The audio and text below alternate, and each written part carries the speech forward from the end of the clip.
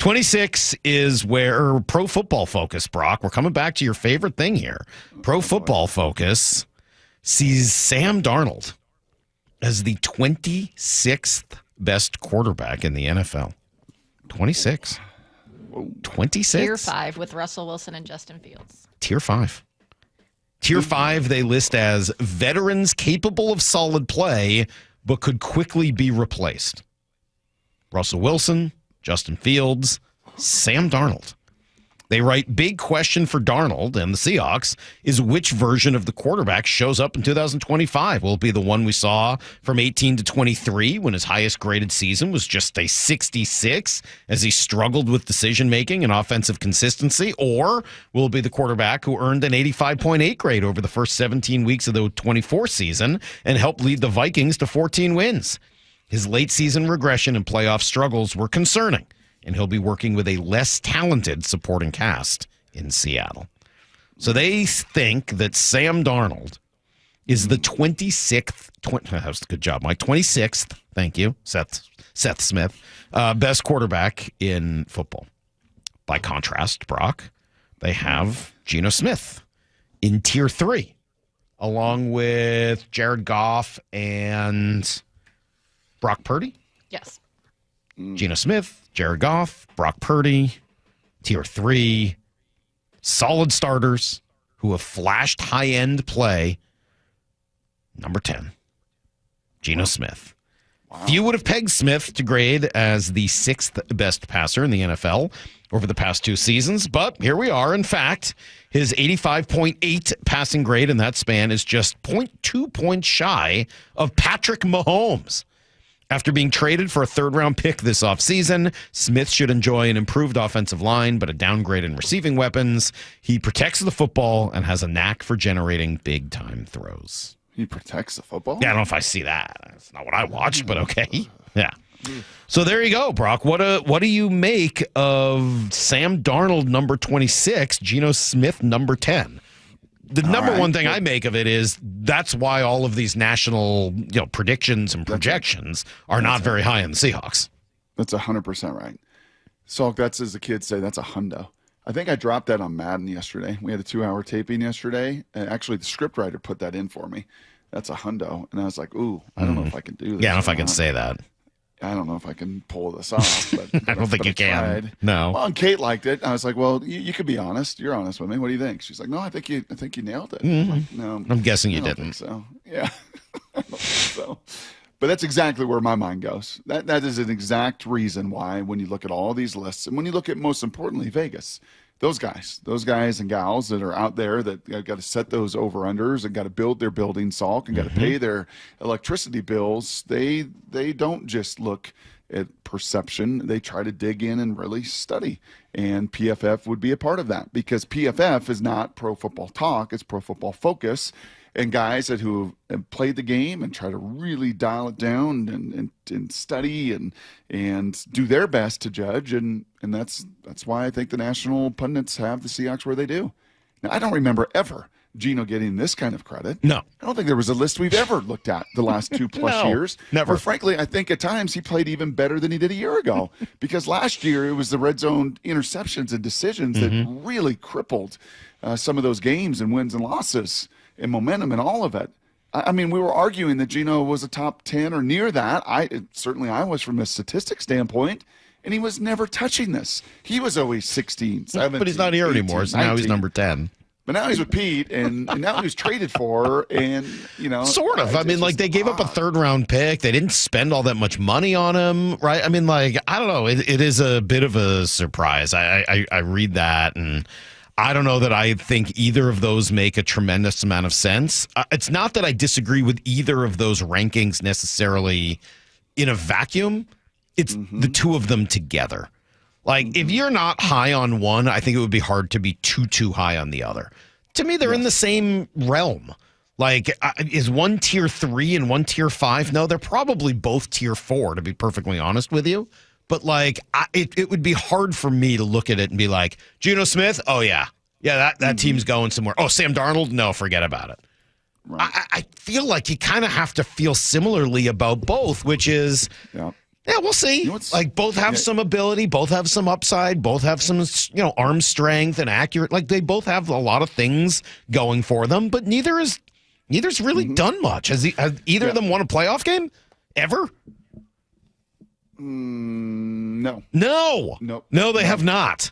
So I was listening to this one kind of got under my skin a little. I was listening to our sister station out in Denver, our buddies Schlereth and Stokely and Mike Evans and all our friends, because they were actually talking about this list with Bo Nix yesterday and trying to figure out, like, 19 for Bo Nix. 19, doesn't that feel low for Bo Nix? And you're like, well, he's played 1 year. Yeah. He started the year horrifically. He played very well, and looks like for the first time since Peyton Manning, or a desert of 10-year wandering around the desert looking for the next guy. They found him, but he was there at 19. Your buddy Kyler Murray was in the teens ahead of him. Well, I mean, yeah, I can see that. What's Kyler Murray done? I mean, nothing. But how many playoff games has Kyler Murray won? Yeah. How much inconsistency has that dude had? Yeah, so just to go over what this list looks like, just so people know. Tier 1, the elite quarterbacks, Patrick Mahomes, Joe Burrow, Lamar Jackson, Josh Allen, right? We all kind of agree on that, right? Nobody's going to fight that those are the 4 elite quarterbacks in the NFL right now. The next group, the high-end starters, Jalen Hurts, Jaden Daniels, Matthew Stafford, Justin Herbert. That sounds about right. And I think in the appropriate order, I get a sense that by the end of next year, Jaden Daniels may be very well in that other first tier. I'll tell you what, I'm going to Vegas with Heather in mid-July. I'm thinking about a little money on the Commanders. Salk, you don't have it in your budget. I don't? No, after the wedding, the travel, you don't think I can throw $20 on the Commanders? Oh, $20? Yeah. Sure. Yeah. I think I got $20. Okay. The last time I wanted to do this, you may remember, Brock, you poo-pooed it and said, the Saints, they're never going to lift the trophy, and then they won. You picture Drew Brees and Sean Payton lifting the Lombardi? And then they did. So, I don't know. I think Jaden Daniels may very well be in that next tier by next year. But, okay. So that's tier 2. Yeah, 5, 6, 7, 8. Tier 3 was the ones we mentioned. Jared Goff, Geno Smith, Brock Purdy. That's it. Just those 3. There is a tier 3B. Solid starters, but they need more help. Jordan Love, Baker Mayfield, C.J. Stroud, Kyler Murray, Trevor Lawrence, Dak Prescott, Tua. Jeez. Yeah. I mean, you're starting to get there. And, okay, fine. The first 8 or 9, you get it. All right. Just huge plus skill sets, amazing experience, playoff wins, I guess Super Bowl wins. Yeah. But once you get, honestly, past that group, and you get to this tier 3 or tier 3B. Well, which of these players would you prefer? Would you rather have this player? I'll give you each of the names, or Sam Darnold right now. Jordan Love. Yeah, Jordan. I'd rather have Jordan Love. Jordan's done the last couple of years. I think that's right. I think that's fair. I'd rather have Jordan Love. Baker Mayfield. I think you have to say yes, right? He's won playoff games, taking Tampa there. Yep. It's in the NFC South. It's a little easier ride, but yeah, I think it's fair to say Baker Mayfield. C.J. Stroud. Yeah, upside. Yep. Still 23 years old and has won playoff games back-to-back years in Houston, that organization. Yeah. What he's done there to kind of make it work. And by the way, I think I'm really just saying for this year, not like overall for their career. But even though for this year, I'd rather have C.J. Stroud. Kyler Murray? No. Yeah, I'd rather have Sam Darnold. No thanks. Sorry. I'd rather have Sam Darnold. I don't even think it's that close. Tua? No thanks. Well, you missed Trevor Lawrence. Trevor Lawrence? This one's going to be hard for you. Yeah, I still think that there's a bunch of games. I haven't seen bubkiss out of that guy, man. I'm sorry. If anybody who's saying yes on Trevor Lawrence, it's entirely about upside potential and has nothing to do with what you've actually seen on the field. If his name was John Smith, he'd be way lower than Darnold, right? Like, I think people are still just waiting on this prodigy to like come to full fruition. But at this point, like, I don't think it's going to happen at this point. And he won 50 games in high school in Georgia, multiple state titles. Yeah, so you're waiting on that, but I haven't seen anything close to it. He's been in Jacksonville, Salk. Urban Meyer, he had to deal with kicking. That's true. I mean, he's just been in chaos. But they've also paid him now like a ton of money, and we'll see what that looks like around him. And he did have a year, by the way, where he led him to the playoffs. I'll tell you who he feels like, and he's kind of at this little crossroads where now, and Derek Anderson, I love the guy, but he never did that in Oregon, in high school, nor in college.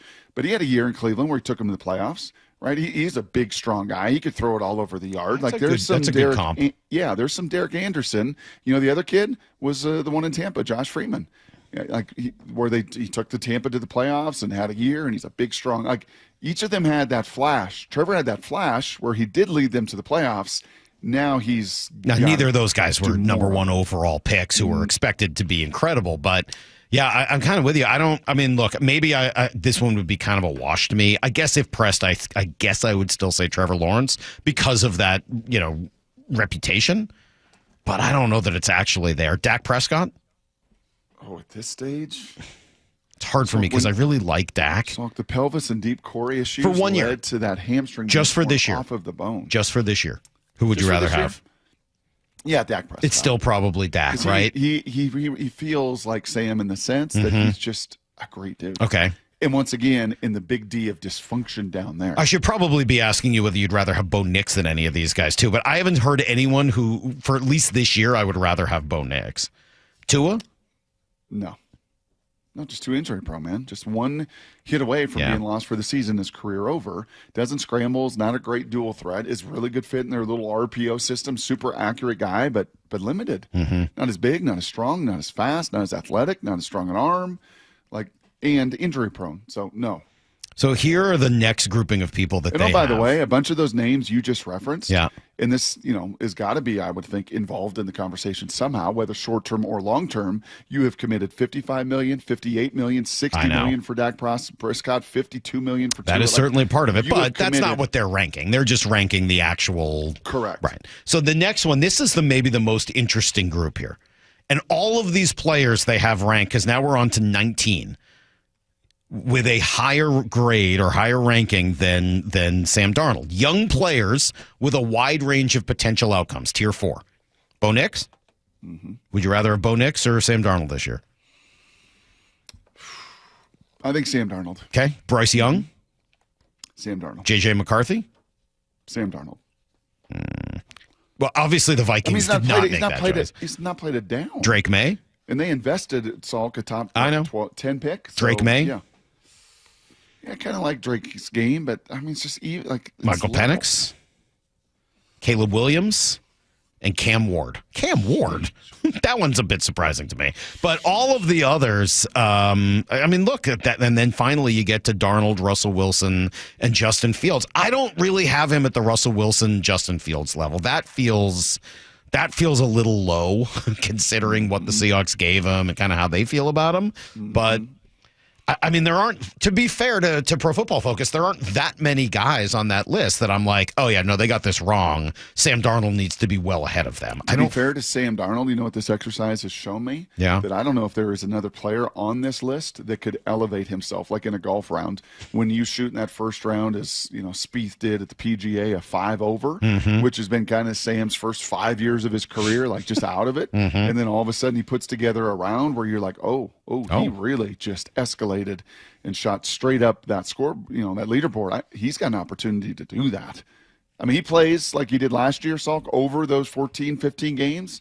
You're going to be in that Jared Goff, Geno Smith, 8, 9, 10 range. And by the way, you're paying him $35 million, not $60 million or $55 million or $50 million, nor have you committed $180 million guaranteed dollars like you did to Brock Purdy, who's sitting in that 9-11. Yeah, there is, what we've talked about, a massive, massive amount of upside in this move and for Sam Darnold here in Seattle.